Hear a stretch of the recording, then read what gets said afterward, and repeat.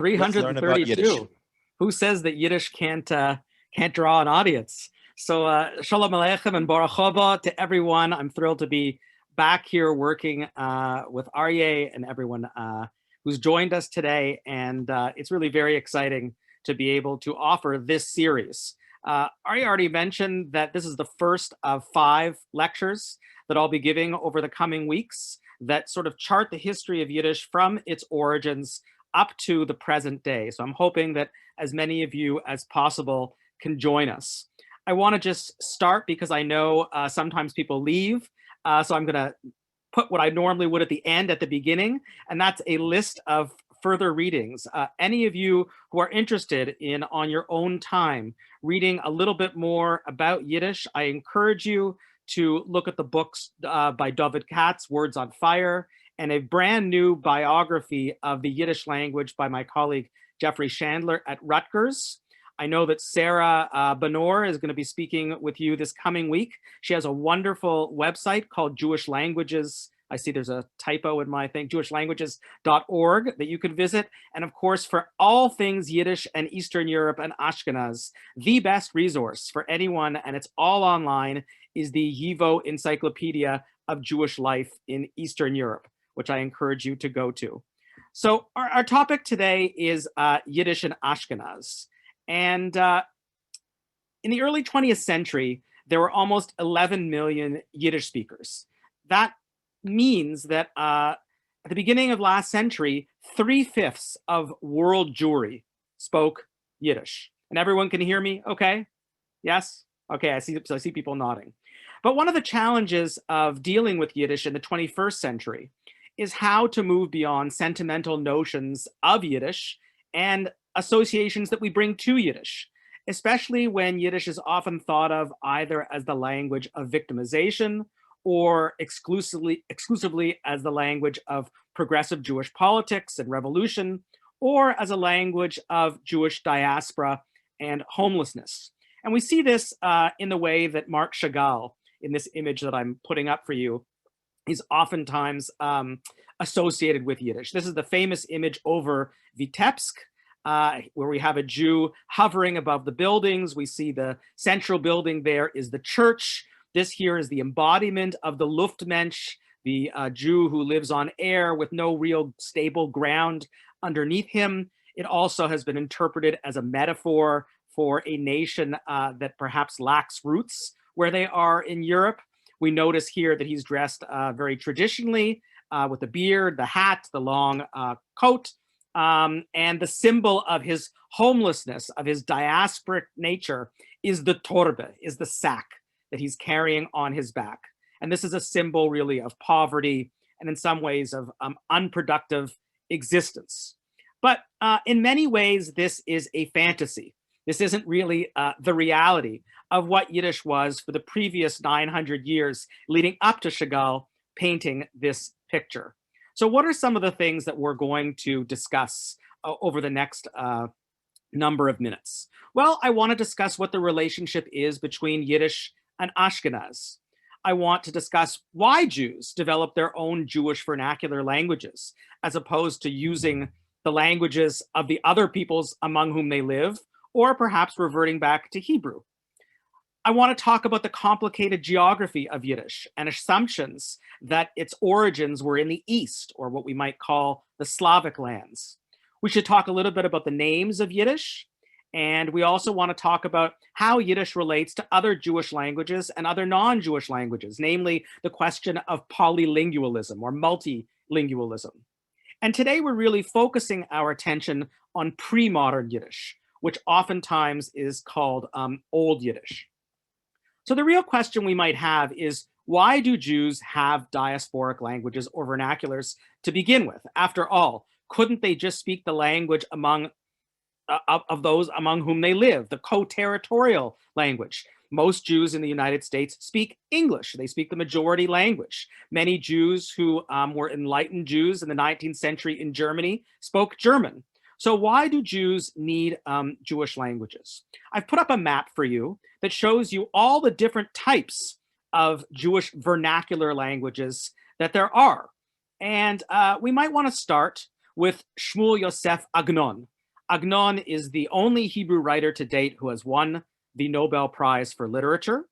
But he began his career as a Yiddish writer because, of course, he came from Buchach in Eastern Europe. And Agnon tells the following tale about Yiddish. Quote, "Our fathers tell us how the exiles of Israel came to the land of Polin. Due to oppression and expulsion, Jews were forced to take to the road, not knowing which direction would be best for them. But then there was divine intervention. A piece of paper fell from heaven saying, 'Go to Polania.'" Now here there's a pun, Polanya. Po, here, lan, dwells, ya, God. Here dwells God. Here dwells the Lord. "And when they came from the land of the Franks," he goes on, that is Germany, "they found a forest. And on every tree, what did they discover? A tractate of Talmud had been carved. This was in a forest near Lublin. And this is why Poland is called Polin in Hebrew and in Yiddish. For thus spoke Israel when they came, Polin, here we will rest for the night." So this is a very interesting myth of origins that's part of Jewish collective memory. But it complicates our understandings of Yiddish because it seems to assume in many ways that Yiddish originates in Poland. But if we pay careful attention to that myth, we learn that he mentions the Franks, right? He mentions Germany. And he suggests that perhaps the Jews brought a language with them from the West to the East. So what I really want to start suggesting here is that Jews first arrive in Europe. I'm talking about Northwest Europe, mainly the Rhinelands, in the 8th and 9th centuries. And from a very early period, Christian civilization there debated whether and how Jews could or should be tolerated. Should they be tolerated in Europe at all? Many of us know that many of them saw them as proponents of deicide, those who had killed Christ.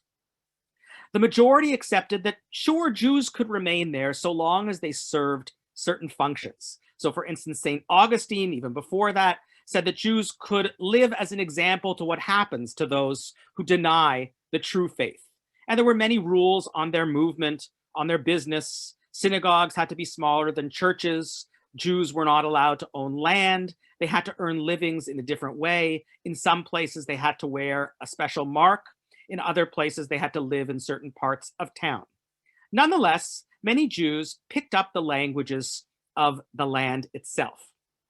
And the turning point here is the Crusades that begin at the end of the 11th century. This led to new insecurity among Jews and to a new turning inwards, not towards the societies in which they lived, but perhaps turning inwards for self-protection.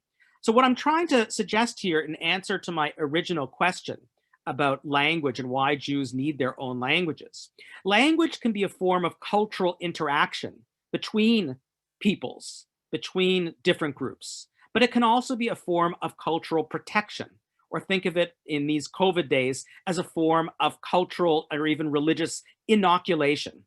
So language can communicate outward when everyone speaks the same language, but when you start to develop your own language that the other people around you don't understand, that serves as a way to protect you. And you're able to then understand and communicate perhaps only with yourselves. Jews lived in many communities which had their own authorities and controlled their own affairs. And in Europe at this time, the problem was that we're talking about the feudal period. Europe is divided into the nobility, the clergy, the peasants. But Jews don't fit into any of these categories. Instead, they are the unaccounted estate. So sometimes they are made serfs of the chamber, that is property of kings. They're not slaves, but they're there to serve the interest of the king or of the nobility. And of course, this is good when the crown is strong and it can protect you. But what happens when, as you see in the slide, you are expelled? So what I'm trying to suggest here is that the languages that Jews speak move with them. And when Jews migrate, either for economic reasons or because they are expelled, their languages move with them. So we see from this chart that Germany, or what is today Germany, is in the center there, and all these arrows pointing to the east. So Jews start moving eastward toward the lands that we would call today Poland, Ukraine, Belarus, Lithuania, Western Russia. And eventually they are given the rights of settlement there with the promise of a certain amount of internal autonomy. So we have to remember that Jews are expelled from many cities of in Europe, in West Central Europe, mostly in Austrian and German lands between the 12th and the 15th centuries. So you have this huge number of Jews moving from west to east. And those Jews who are in the West are obviously speaking something. They're bringing something with them. So what we really are trying to present here through the next map that I'm showing you is this different type of Jewish subgroups or sub-ethnicities. And you see smack there in the middle, Ashkenaz, in the lands that today would perhaps be sort of Central Europe, Northern Europe, Poland, all the way to the borders of what would eventually become Russia. So the question now becomes, when we look at this slide here of Ashkenaz, what is Yiddish? How old is Yiddish? Where does Yiddish come from? Well, the majority of scholars assume, like I've just presented, that Jews who came from West Central Europe, and perhaps some from Northern Italy itself, moved from west to east and brought with them the Jewish language that they were already speaking, the vernacular Jewish language that was based on Middle High German. There are other Jewish linguists who have suggested that perhaps there were migrations of Slavic-speaking Jews in the other direction, allowing for a certain mixture at a certain point. But this is not the broad consensus among Yiddish scholars. So when we think of Yiddish as a language, we're talking about a language that's about 1,000 years old, that has its geographic origins in the Rhinelands of Germany and the borders with France of today. And that is certainly not a new language. And I put up a slide here of ways of thinking about language. First, we have the quote by the great Yiddish linguist Max Weinreich, who wants to remind us that what's the difference between a language and a dialect, or a language and a jargon? A language is a dialect with an army and a navy. Basically, languages are those that have state power behind them. And languages that don't have state power behind them, for some reason, don't get the prestige of being languages. We then can look at Sapir, a linguistic anthropologist, who suggests to us and reminds us that language does not exist apart from culture, that language is the constitutive element of culture. That is, in order to understand Ashkenaz, you need to understand Yiddish. And in order to understand Yiddish, you need to understand what made Ashkenazi traditional culture tick. So when we think of all of these things together, we realize that Yiddish is a fusion language, a language that is fused from different linguistic families. Obviously, one of the core elements of Yiddish is Old German or Middle High German, not the German spoken today in Germany, but the German that would have been spoken many centuries ago.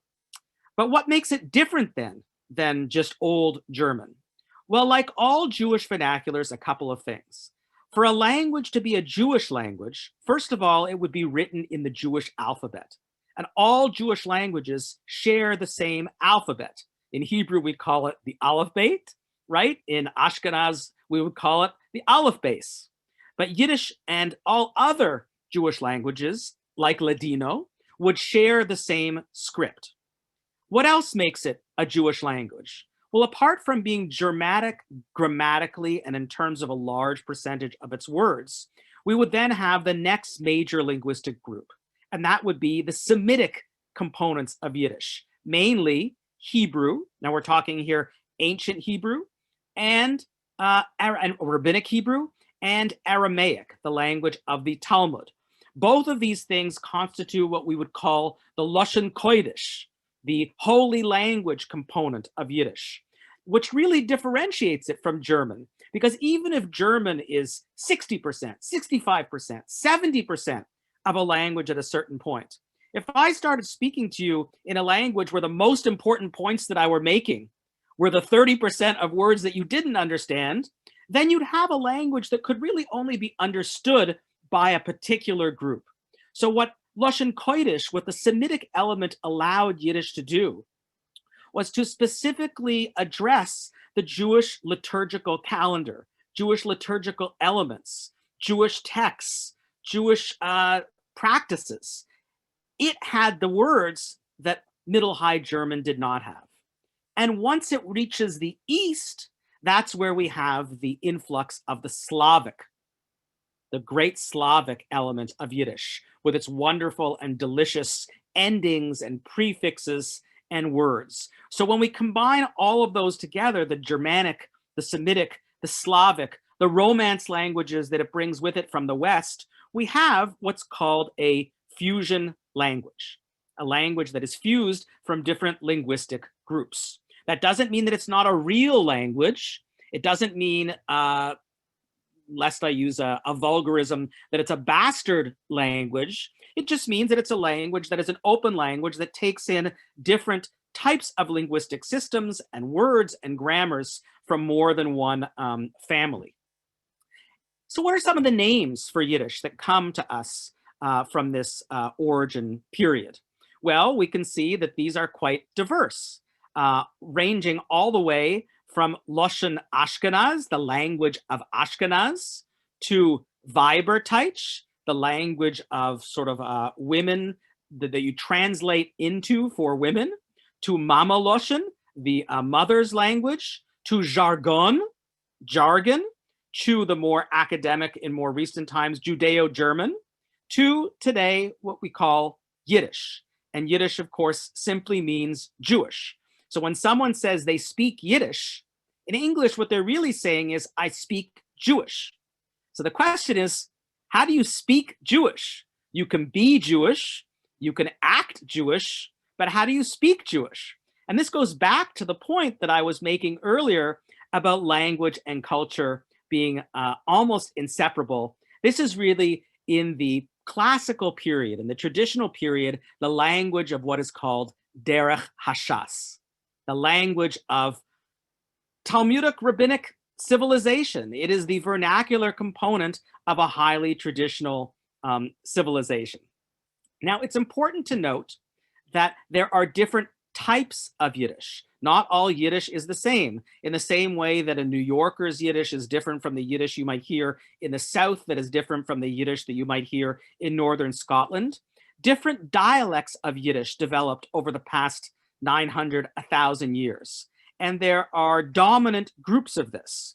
The Yiddish that perhaps we are most familiar with today is part of the first two groups I will mention. One is Mizrach Yiddish, that simply means Eastern Yiddish, and that is divided into Northeastern Yiddish, mainly Litvish, Lithuanian Yiddish, from places that today are Lithuania, White Russia, Northeastern Poland, big cities like Minsk, Vilna, Kovna, Kiev. If your ancestors came from there, they spoke Litvish Yiddish. They were Northeastern Yiddish speakers. But there's also a Dorm Mizrach Yiddish, a Southeastern Yiddish, namely Ukraine, Eastern Galicia, Romania, Southeastern Poland, some groups of Galicianers. These are oftentimes associated with cities like Lemberg, Zhytomyr, Odessa, right? So this is all Eastern Yiddish.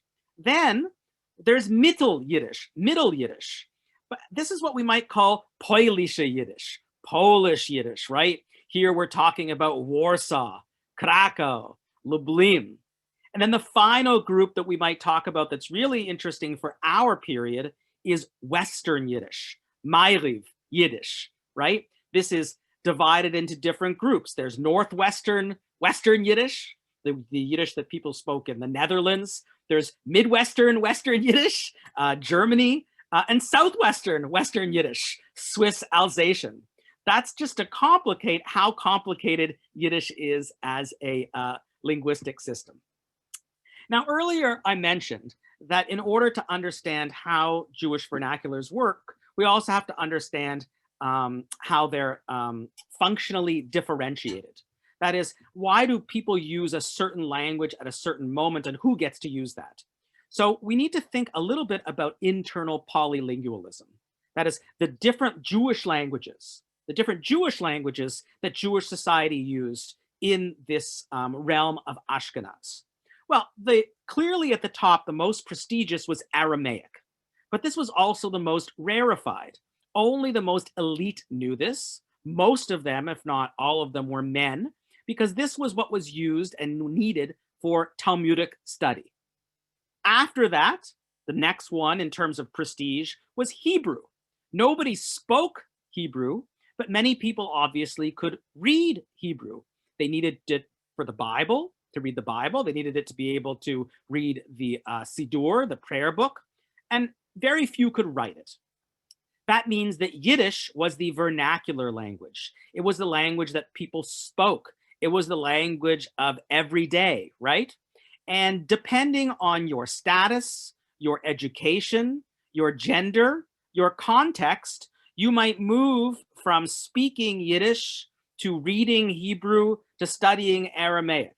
And depending on whether you were with a group of very erudite rabbis and yeshiva bachrim in a yeshiva, you might have lectures in Yiddish that also used different languages. So we might say that Yiddish was for talk, Hebrew was for study, but Yiddish was also for learning and for daily life. The problem was that Hebrew had prestige, Aramaic had prestige, Yiddish had amcha, Yiddish had the people, Yiddish had numbers, Yiddish had the daily need and the juiciness, the ripeness, the earthiness of what we might want to think of as how languages are used. So I'm going to suggest to you that linguists have basically divided Yiddish into different periodizations. The earliest period of Yiddish, because Aryeh really was interested in this medieval Yiddish and Ashkenaz, is from approximately 1000 to 1250. This is still in the West, and it's before the Slavic element is even established in Yiddish. Then we might think of Old Yiddish from 1250 to 1500. This is when Yiddish has its first contact in the East, the first Slavic speakers, and as I'll mention in a moment, the first evidence of written Yiddish. By the time we get to Middle Yiddish in 1500 to 1700, here we have an explosion of the number of people who are now speaking Yiddish and a huge expansion in the amount of territory covered by Yiddish speakers as Ashkenaz really spreads more broadly. This is also the period where we have significant publishing in Yiddish. As my talks over the coming weeks will suggest, modern Yiddish begins to appear in the late 18th century forward. This is where we see a slow decline of Yiddish in Western Europe, but really the heyday of Yiddish in Eastern Europe, and where Yiddish becomes harnessed to modernity, and also to, we might say, religious revivalism in the rise of Hasidism. And finally, in my last class that I'll have with you in March, we might even think of a new category of Yiddish today, and that is post-vernacular Yiddish. That is Yiddish when it's when it functions more in a representational, symbolic mode rather than in a spoken mode. So just to give you an example, and Aryeh, you'll put up your hand when you want me to stop and entertain questions. I want to give you some examples of this old Yiddish literature to show you how rich it was. And when we think of old Yiddish literature or pre-modern Yiddish literature, we might want to think of it as a competition between two words that are in Yiddish, one borrowed from Hebrew, one borrowed from the German source, and that is Sefer and Buch, right? In Yiddish, like in Hebrew, the Sefer was anything that had to do with religious civilization. And the Buch, a book, was anything that had to do with non-religious civilization. There was no term like the term secular like we have today, but think of it as a difference between religious and secular in the way perhaps we might today. What you have up on the screen there, and this is amazing, is a shot of the Worms Machzor from 1272. That is the city of Worms. This is a Machzor to carry to the synagogue for Passover. So it's a Pesach Machzor, a Passover prayer book. And this is the earliest written example we have of Yiddish. Now, what do I mean by the earliest written example of Yiddish? You see there are big letters, and those letters are the Hebrew letters. That's still Hebrew. But inside the Hebrew letters, there is a rhyming couplet of Yiddish letters. And what do these Yiddish letters say? They read the following: Gut Tag im Betage, Sefar di Machzor im Besakneses Trage. So this is not the Yiddish that we would understand, but what it says is, let a good day shine for him, for those who carry this machzor to the synagogue. That's the earliest Yiddish we have. Now, what does this mean for us? There's a couple of things that we can deduce from this. First of all, if the earliest surviving example of Yiddish that we have is from 1272, that must mean that Yiddish is older than 1272, because you wouldn't write something in a prayer book in a language that no one spoke and no one understood, right? So it must mean that by 1272 in Worms, many people understood Yiddish, and this was the language that they used to communicate. Secondly, and even more interestingly, we see that Yiddish and Hebrew are intertwined. Yiddish is actually part of Hebrew in the way that this image exists.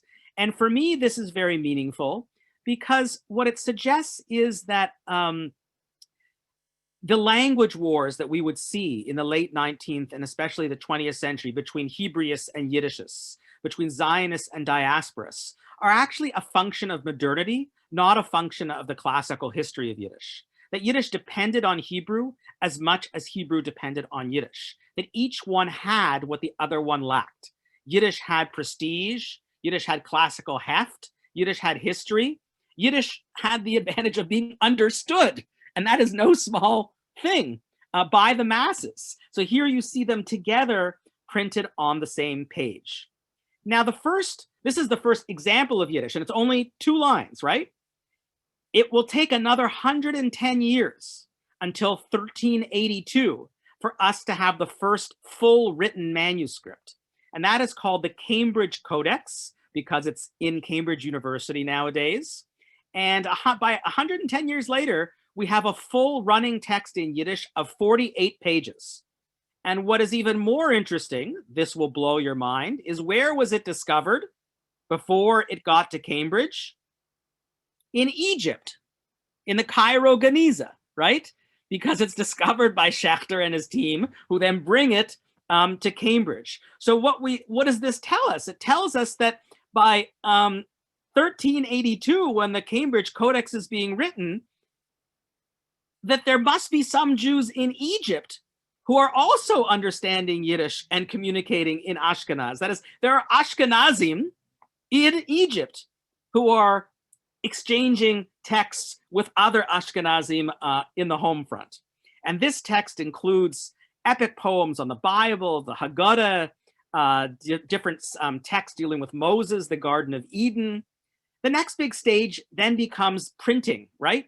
The printing press. Well, if the printing press with movable type begins in 1450 to 55, it takes another about 80 years for Yiddish to come to print. Yiddish printing begins in the 1530s.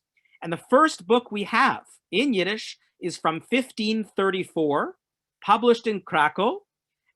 It is a glossary for the Tanakh. So the real question that comes here is, why would we need a glossary for the Tanakh? What does this suggest to us? It suggests to us that at least a proportion of the Jewish population no longer understood Hebrew well enough to be able to make it through the Bible, so that you needed a Yiddish dictionary, a Yiddish glossary, a Yiddish lexicon to explain to them what Yiddish was all about. So what I really want to suggest now is that by the time the print comes to Yiddish, we have a huge explosion of Yiddish being printed in book form, both by Jews and by non-Jews. Like today, non-Jewish publishers in Europe recognized that Jews read and Jews buy books. And many Christian publishers went into Yiddish book publishing because they knew that they could make a dime or a kopek if they printed Yiddish books. So there were different types of Yiddish books published in this period. On the pietistic or the religious side, we might think of early Bible translations or Bible commentaries. And look at some of the places where these are published, just to make the point that Yiddish came to Eastern Europe rather late. We have Bible translations into Yiddish from Cremona, 1544, Augsburg, southern Germany, 1544, and perhaps most famously, the Tzena Urena. And I'll talk about this next class. This is what some people have called the Women's Bible, but I want to say a little bit more about that in more detail when we meet again. By 1544, there are 4 Yiddish Bibles already in the Ashkenazic canon, and that's not even counting the Tzena Urena. So that's just one category. Other categories are epic works, midrashic literature, poetic epics. So we have books in Yiddish based on Bible stories, right? Based on the book of Samuel, based on the book of Kings, exciting stories. We might have biblical dramas, narrative adaptations. The Meisebuch, the book of stories from 1602, draws tales from the Bible, from the Talmud. The heroes are ancient rabbis and biblical categories, and it goes through 20 editions. And that's only through the 18th century. That is, people are buying these things like hotcakes. Then we see ethical tracts, that is, tracts, Yiddish books on how to behave. We might think of Sefer Midas, the book of traits, Hanhogas Noshim, the conduct of women, Sefer Minhagim, published in Venice in 1593. All of these things are moralistic texts teaching readers how to behave. Then, of course, there are ritual texts, Haggadahs, that are either with some Yiddish translation or even more Yiddish than we might think of than Hebrew. And finally, I think a genre that might split between the Sefer and the Buch, Achashverosh spielen, that is Purim plays, right? That if you're going to perform theater, then you're going to need to perform it in a language that is going to be understood by your audience. And some of these will be written down and disseminated. But let's think of other types of literature, what we might call European literature or imitative literature, or perhaps, to use our language, secular literature.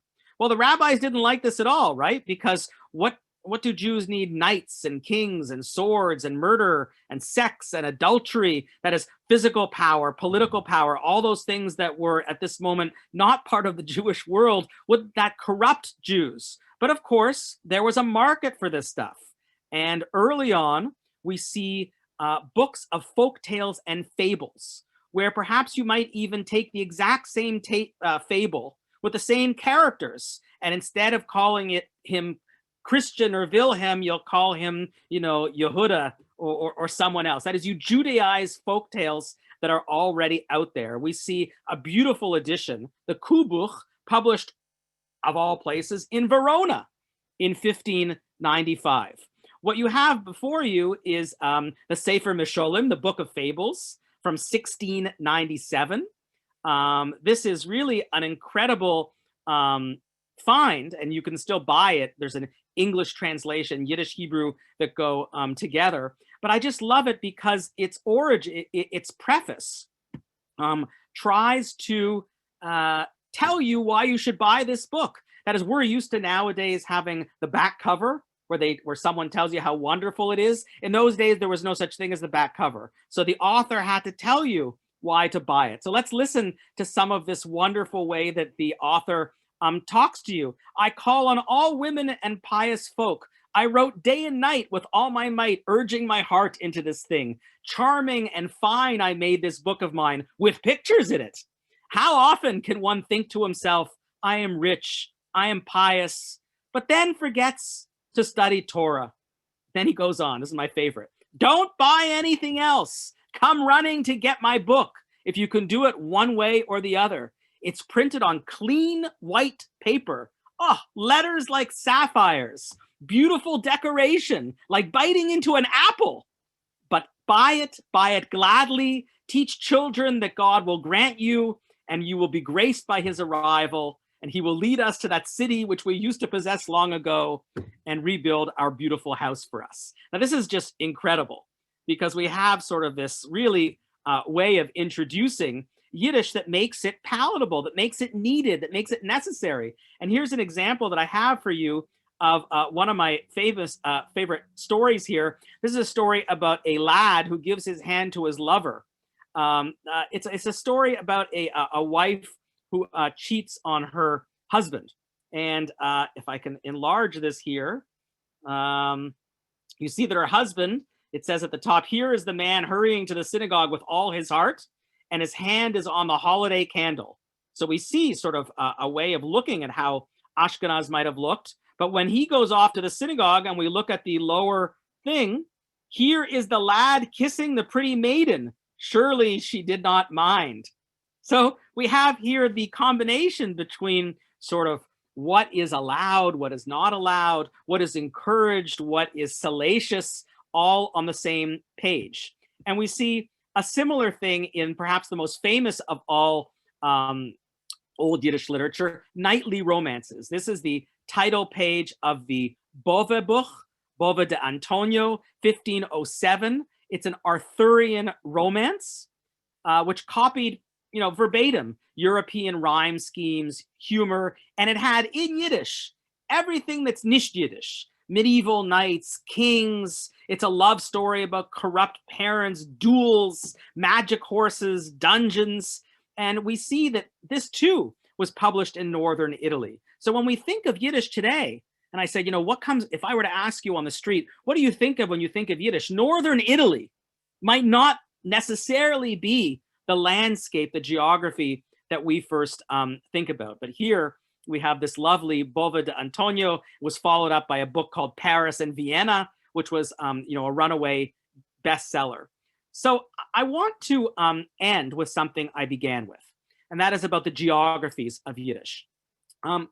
And we really need to ask ourselves whether Yiddish is a diasporic language. So on the one hand, of course, Yiddish exists where the Jews live.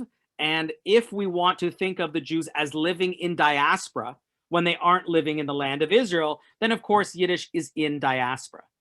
But I think for the majority of Jews who spoke Yiddish, who read Yiddish, they weren't thinking in those categories. For them, the landscape of Yiddish in Ashkenaz, once it settles in the Polish lands, especially in the Polish-Lithuanian Commonwealth, makes them feel quite at home there. If you ask them where they were from, they wouldn't say, oy vey, we're from nowhere, we're in exile, we're from the land of it. And yes, that in terms of a desire, in terms of their messianic faith, in terms of their prayers, of course. But in terms of their way of living, they were very much in and of that region.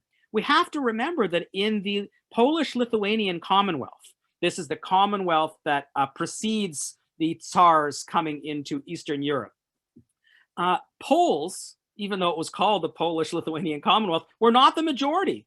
There were also Jews, Lithuanians, Ukrainians, Belarusians, Romani, Tatars, Germans, Greeks. It was a multinational political construct with Poles, depending on where, only 40 to 60% of the population. But for our interest, there's something even more important.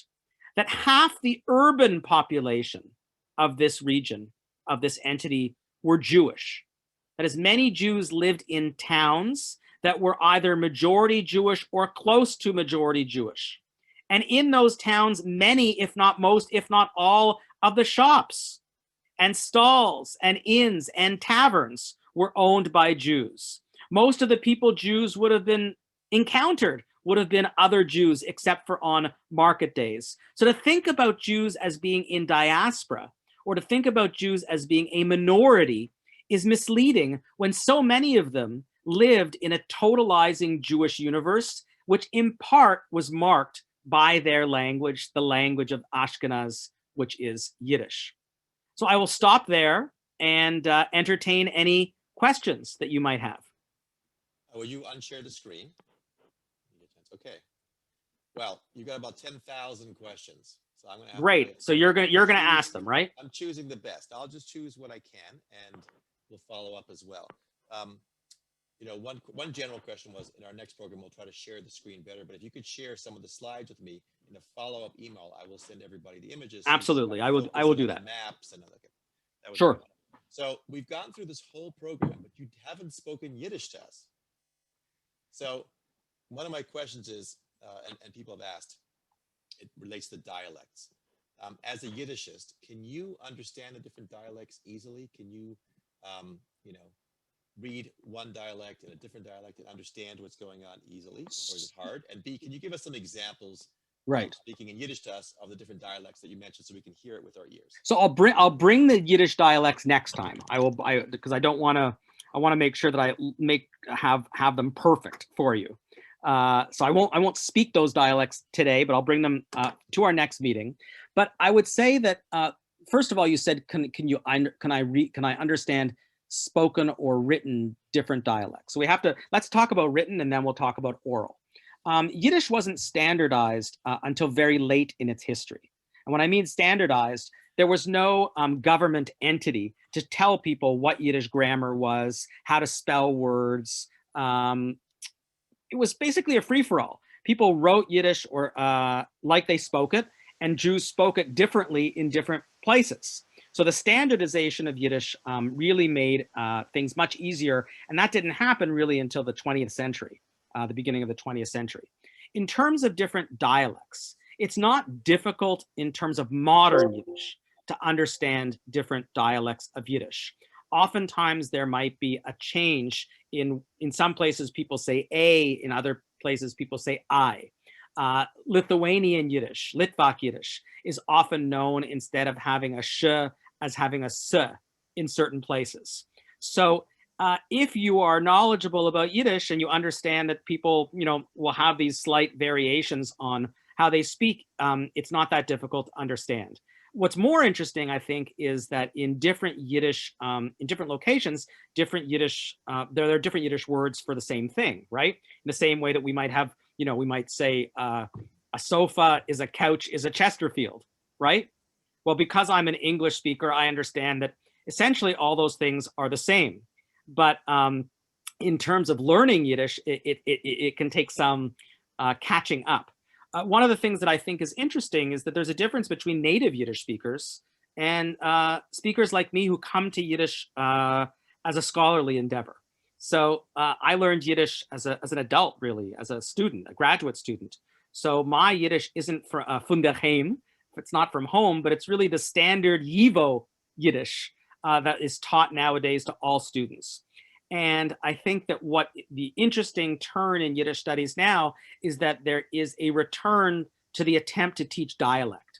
That the standardization that YIVO did was great to create sort of a uniform language, but it meant that we lost dialects. And now there are great Yiddish language teachers who are starting to reteach dialect. And that doesn't include my mention of contemporary Hasidic Yiddish, right? Which is a very different type of Yiddish with a lot of Anglicisms in it and a lot of influence from English grammar as well.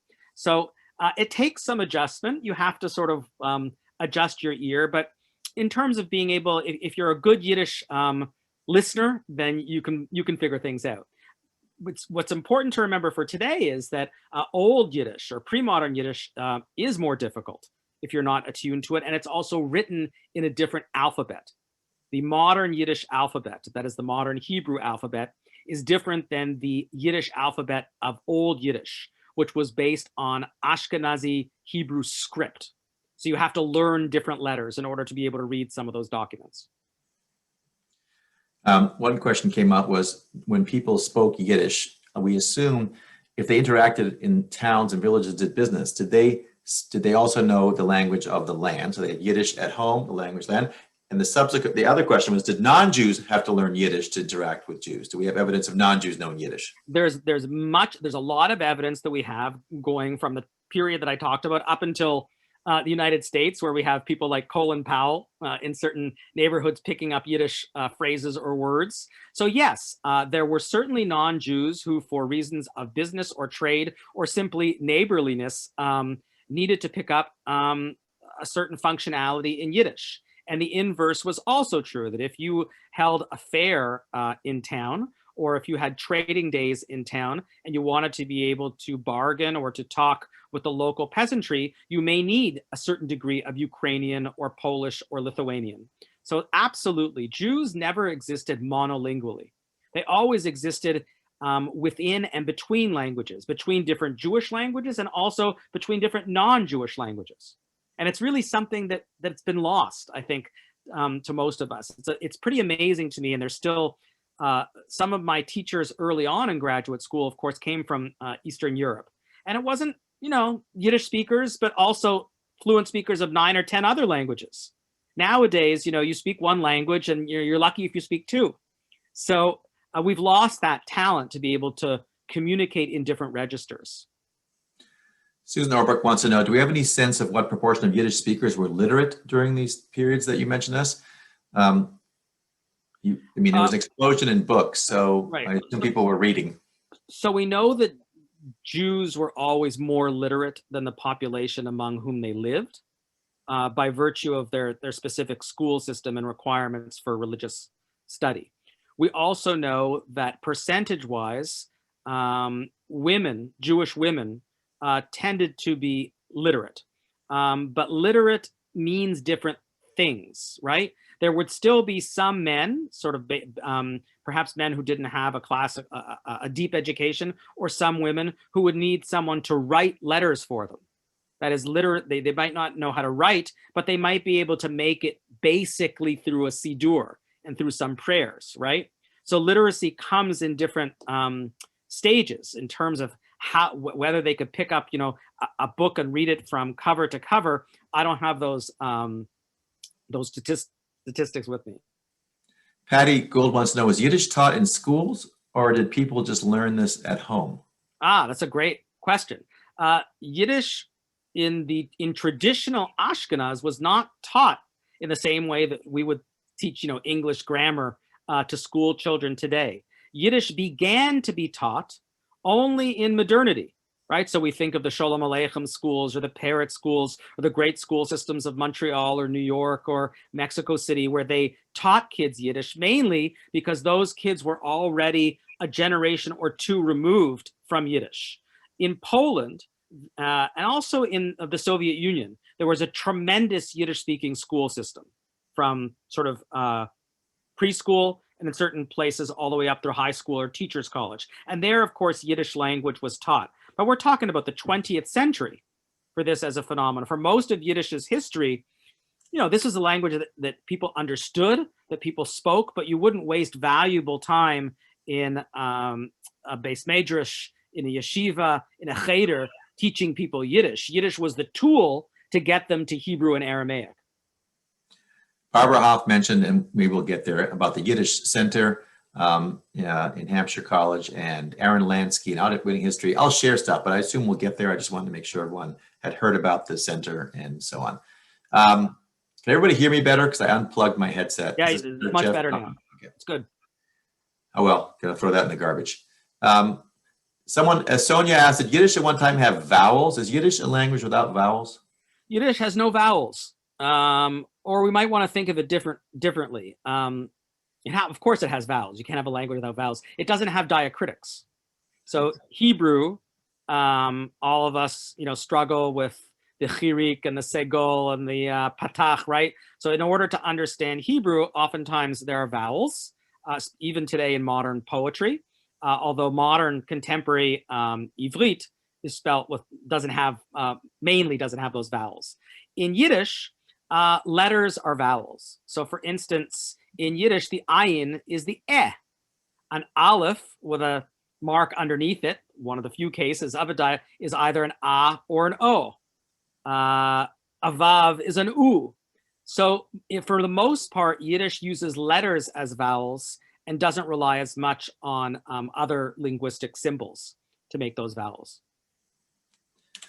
So Lori asks, and I kind of asked, I'll put you on the spot and you can do it. You don't have to. She wants an example of difference between Yiddish spoken in like Galicia, Odessa, and Lithuania with like one word with 3 different pronunciations. So we can. I have it all in my notes, but I don't have it. I don't on the top of my head. I can't do it. Okay, next session. Lori's coming session, back. I promise. Okay. In fact, I'm going to start at the beginning. I'm starting at the beginning of next session with different examples. This is what I would like. We have 4 sessions left. Each session do completely in a different vernacular of Yiddish. Yeah, and we'll just do the translation. A running translation. With pleasure. Melvin asked just a random question. If you know what the oldest Yiddish book is at the book center in Amherst, is there like the one book that this is the oldest book here, as opposed to the one you mentioned in Cambridge? We used to have all of our Jewish books in Cambridge. What's really interesting is that the great Yiddish manuscripts, I mean, obviously there are major libraries around the world, but Cambridge has a lot of that old Yiddish manuscripts. The National Library at the Hebrew University has a wonderful collection. The Yiddish Book Center is what we might think of as a public institution, right? They don't go out and buy with big donations. They don't bid on auctions they're not an archive. They are in many ways a real library, right? Where books come in and books come out. Most of their collection comes from donations. All of their collection comes from donations, and those books are donated not only from Yiddish libraries that no longer exist or no longer needed their books, or public libraries that decommissioned their books, but were sent in by Yiddish readers. So for the most part, the Yiddish Book Center Library represents the reading habits of majority of it is American Jewry. Then we might think of South American, Latin American Jewry, Australia. There's certain South American and South African contributions, some Soviet materials, but not as much. But in terms of their oldest book, I'm not sure what their oldest book actually is. Okay, so we have to go to Cambridge, but Jeff Kaufman and Mary Craft, who live in Boston, if they haven't been to the book center, we'll go as soon as it's safe and check it out. I'll meet you there. It's 10 minutes away. Right. Fine. Heather asks, can you please share a full citation of the Yiddish book fable? So I'll get that from you afterwards. But I heard this whole series about the Bovo book. It was blown away. I'll share it, everybody. It was so funny. And so that we have this like swashbuckling story with Yiddish, in Yiddish with funny names and some good Jewish words here and there. And there's a really big analysis there about the Christian aspects and the Islamic aspects. It's a great book. Someone asked about Aramaic. Why did that just disappear? Like why? That was like the language, and then it was gone. I assume because Aramaic in general went, and so. I mean, languages live or die with the people who speak them, right? So with Jewish migration, with Jews moving, Aramaic, like Hebrew, moved into a textual language as Jews moved into different spoken languages as those pressures came about. Mina asks, you started off the lecture saying we started in this part of Europe and we migrated, the Jews and the language migrated that direction. So that would be east. How did we get to the Rhineland to start? So that was from expulsions and migrations from different places in the 8th and 9th century. So if you go to, I mean, one of the things that I really think is great is with GPS nowadays, we've lost our ability to look at books of maps. And there's great books of Jewish maps, historical Jewish maps. And you can look at how Jews move from the land of Israel in migrations, both to what today would be Greece and Italy, or eastward into Iraq, and how those migrations then send them to different places. So Jews come into Europe at different moments and different ways, but most of it is through this migratory need, either through expulsion or especially for business, right? You go where you can make a living. So today, when you said you were taught standard Yiddish, what is the standard Yiddish based on the type of Yiddish dialects you taught us? Standard Yiddish is based on Lithuanian Yiddish. So my family wins. The Lithuanian, the Katzis in Lithuania, we're the ones that it's the standard. Well, it's not exactly the standard because it doesn't have the Lithuanian, some of the quirks of Lithuanian, spoken Lithuanian, like a spoken Lithuanian Yiddish, like I mentioned before. It doesn't have that s instead of the sh. But because one of the major language institutes was based in Vilna, and Vilna was a Litvak city, and the scholars there were part of that environment. That became the de facto, and also Lithuanian Jews thought of themselves as the smartest, right? Every different subgroup of Yiddish speakers. We still do. Right. Yeah. So the Litvaks make fun of the Galicianers make fun of the Polish Yidden. Everyone, this one is more Hamish. Those outside of the Litvak lands didn't like the Litvak Jews. They called them in Yiddish Tzelem cups, crossheads. Why would you call a Jew a crosshead? Because they were too literal. They didn't know how to have a good time. Being that studious can lead you to have crazy ideas at a certain point. So you have all of these different, all of them are part of Ashkenaz, but what we want to deconstruct is how diverse Ashkenaz was, in the same way that, we can, to someone outside the United States, right? They might study, they might do American studies, but we realize how diverse America is in its cultures, in its languages, in its pronunciations, in its behaviors, in its assumptions, in its politics. And we have to start thinking about Ashkenaz in the same way, that it's not all Fiddler on the Roof, right? There's distinct diversity. It reminds me of a story. I was traveling in Europe in it was probably the 80s, and we ran into this couple. And I don't know whether they were French, they were European, and they looked at me and they said, "Where are you from?" I said, "America." "Oh, do you speak English there or just American?" Anne asked, was there ever a discussion about Yiddish being the official language of Israel as opposed to Hebrew? Was that a serious discussion? It was not a serious discussion. Zionism, Herzl, of course, was a German speaker, right? He didn't speak Hebrew very well. But very early on in the Yishuv, it was determined both from above and from below that in order to be able to fulfill the mission of kibbutz galuyot, of ingathering of exiles, you can't have German-speaking Jews and Yiddish-speaking Jews and Arabic-speaking Jews and Turkish-speaking Jews coming together, not being able to figure it out. But there were huge fights.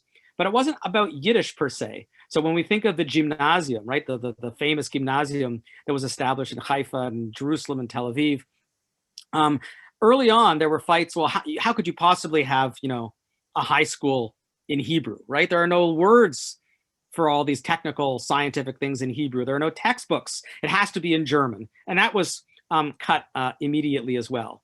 So the irony is that Israel welcomed in, alongside the United States, many millions of Yiddish speakers, but for different reasons in different places, Yiddish did not fare well. In Israel, it didn't fare well because of ideological needs. And in the United States, it didn't fare well because of assimilatory pressures. Jeff Kaufman asked a question about kind of books, history of books and writing and so on. And before the printing press, it was very expensive because books had to be handwritten. Yeah. So he wanted to know how was Yiddish literacy conducted if books were not available because of So there wouldn't be Yiddish literacy in terms of reading and writing in that period. Obviously, that if you have a manuscript that would have been very, very valuable because it was handwritten, that would be something that would be in a library or either in a wealthy person's house or more likely in a study house, right? Like a beis medrash. And that's why the majority of books from this period are pietistic, are religiously oriented, because the earliest stuff that needs to be handwritten or a manuscript form become very, very valuable. And it's only with the printing press that you can start publishing some of this other stuff and disseminate it a little more broadly and raise the level of Yiddish reading literacy. Leonard Simon asks, will you spend any time talking about the writings of Shalom Aleichem in this series?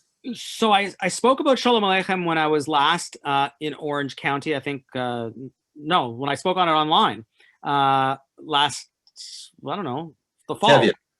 So I think that what Aryeh and I decided to do was I want to speak about Yiddish and gender in our next session, because I think there are interesting things to say about it.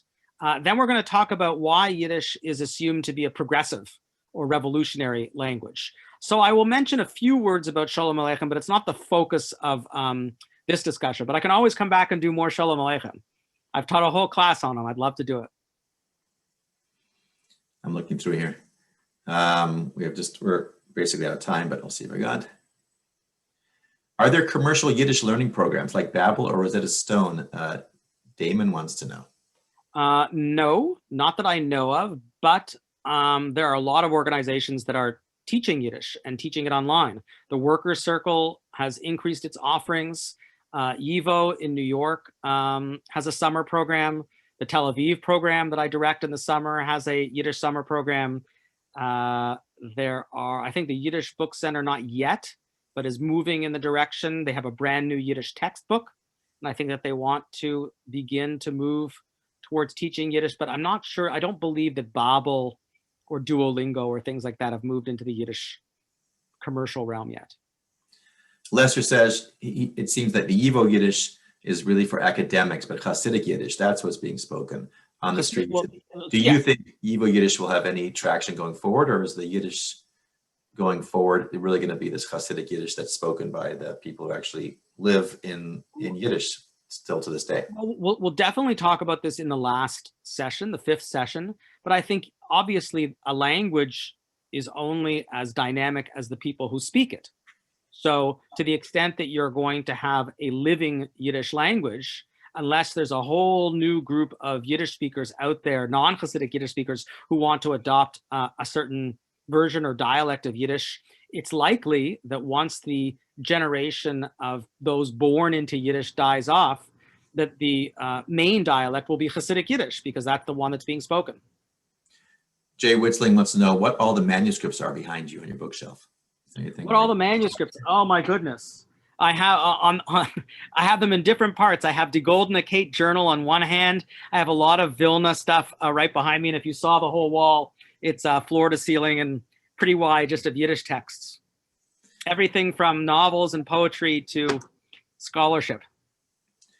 Alita asked a good question, which I had on my list as well. Are there any other languages in other cultures that would be similar to Yiddish? And in other words, other cultures that have a Yiddish in them that aren't Jewish? Not Yiddish, but their own form of a language like this vernacular that became this insider language based on other languages. I mean, I assume that, I mean, my assumption is that most languages develop that way. That you have a certain ethnic group. That's why we have big language family, like for instance, Romance languages, right? Why is there a difference between Spanish and French and Italian? It's because at a certain point, certain groups living together in certain places come out of the same linguistic family, but develop their own version of it for their own needs. So I think that we might want to think about Yiddish in that way, as coming out of a broader, not coming out of one linguistic family, but out of a fusion between linguistic families to serve a particular group's need. Joe Kuberberg says, as of February 2020, Yiddish was in development on Duolingo. Great. So, there you go. I think we're out of time and we have so many questions. I will keep the chat. I'll share it with you. We'll look at it, see if there are particular questions that we can address in the next. What a great crowd everyone was. They're good. And they behaved so nicely. No one was able to like interfere and ask questions. No one threw anything at me. No one gave you, I didn't see any Yiddish like swear words that anybody put in here. I didn't see any Yiddish curses. They're more than welcome. Do you have any good Yiddish curses? What people want, leave us with something in Yiddish before we go for our next. I'm not giving you any Yiddish curses. Sarah, this is being recorded. I can see. I don't know. Her name is waiting for one Yiddish curse. No. This is being recorded. I'm a good boy. I'm a real Yiddish bucher. I will find you guys a Yiddish curse. I will send you this Bova book. I will send you, there'll be a follow-up email for those of you who don't know CSP. Go to occsp.net if you don't know CSP. Well, I have to say, Aryeh, it's great that you are doing these things at a time when we can't get together in person. The reach is incredible. And I want to thank everyone for giving me either your lunchtime or your breakfast time or your late afternoon time. And I hope to see many of you next week. Thank you. So what I was going to say was you'll get a follow-up email with a link to the recording of this event. I'll get some of the slides and some of the images so you can see them better. You'll get some of I'll ask Professor Cammy for the reference to those fables and the books that he mentioned so you can look them up yourself. And we will see you next week. Lots of programs. If I don't see you actually on Sunday, where we talk with Sarah Boone and Benor, we'll see you a lot, coming up next week. Yes, and say hello to Sarah for me. She's all of your questions about languages, Jewish languages specifically, and especially the one that just came before, but are there other languages, not Jewish languages like Yiddish? Sarah is the expert in the world on Jewish languages. So thank you, everybody, and great group. Thank you, new people. Welcome to CSP. Welcome. I'll All see you over the next country. week. Take care. Yeah. Bye, guys. Thank you. Take care. Good to see you. Have a good And day. Bialy. All right. Joining us. Miriam Stein, I think you're new. Sheila Kessler, good to see you. Oh, Sarah Noose. I don't even know how to pronounce your name. You have to email me that so we can get that correct. I want to make sure I do that correct. Okay. At least Poddick, I see you. Okay. I'm going to go eat something. I don't think I've eaten breakfast yet. So Browers, I see one of you Browers. Okay, I see Tamar. Okay. Good stories about people with different kind of Yiddish backgrounds. I'll try to share with you. Take care, Justin. We'll talk soon. Take Bye, care. everybody. Bye-bye.